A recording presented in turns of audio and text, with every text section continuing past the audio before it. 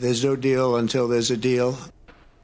You heard the president say it, no deal to end Russia's war with Ukraine. Now President Trump is back in Washington, D.C.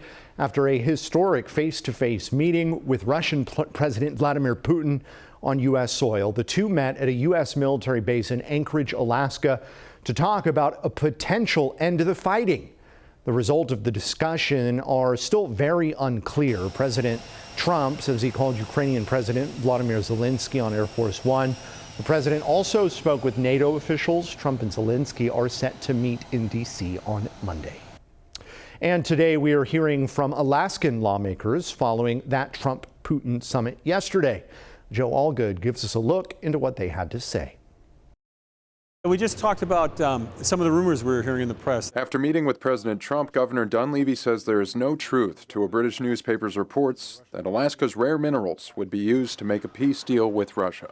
And so we asked for clarification, and the folks in the plane, including the president's people, dispelled those myths, that that's not what was happening. We're right across the Bering Strait, and we're powerful. And one final thing, as I mentioned to the president this morning, having this in Alaska was also a reminder to the Russians that Americans are good negotiators. While Senator Dan Sullivan said he stressed Alaska's role in national security to the president aboard Air Force One, given the state's history with Russia.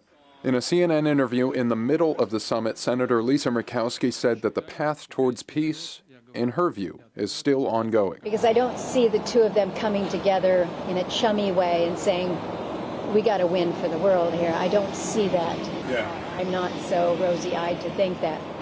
So how do both of them claim a little bit of advantage here? And that's the great unknown. There has to be a future summit. There has to be a resolution of this conflict, and resolution of conflicts of this nature only occur when you have conversations with each other. Beyond that resolution, Congressman Nick Begich says there were also important energy conversations with the president.